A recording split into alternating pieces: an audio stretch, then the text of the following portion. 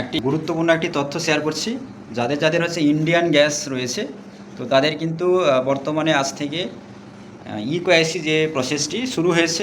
দুদিন ধরে সার্ভার ডাউনের জন্য এই কাজটি বন্ধ ছিল। তো আপনার যে স্ট্যাটাসটি, অর্থাৎ আপনার যে গ্যাস কানেকশান যদি ইন্ডিয়ান গ্যাস থাকে, তাহলে সেক্ষেত্রে আপনি মোবাইল দিয়ে আপনার স্ট্যাটাসটি একটু দেখে নিন যে ইকোআইসি করতে হবে কিনা।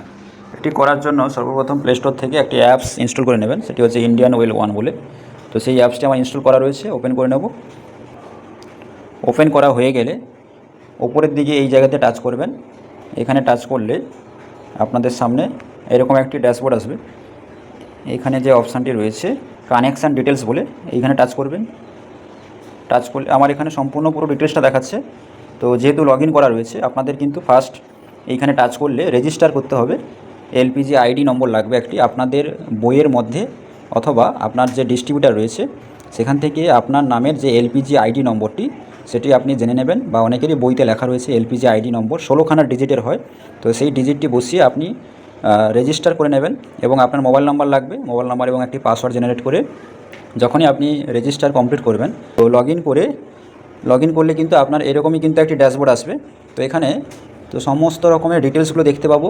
কার নামে গ্যাস রয়েছে, তার স্ট্যাটাস কী, তার ব্যাংকিং যে স্ট্যাটাসগুলো রয়েছে, ব্যাংকের অ্যাকাউন্টের নেম রয়েছে।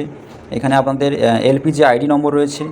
এই যে এর এলপিজি আইডি নম্বরটা, এটা একটু নিচের দিকে স্ক্রল করলে দেখতে পাবো এইখানে ইকোআইসি যে স্ট্যাটাসটি রয়েছে, এই ইকোআইসি স্ট্যাটাসটি কিন্তু এটি ক্লোজ দেখাচ্ছে, অর্থাৎ এর কেওয়াইসি কমপ্লিট নেই। তো আপনাদের যদি এরকমই ক্লোজ দেখায়, তাহলে কিন্তু কেওয়াইসিটি অবশ্যই করতে হবে। আর যদি এখানে সাকসেস দেখায়, বা যদি ডান দেখায়, বা ইয়েস দেখায়, তাহলে কিন্তু করতে হবে না।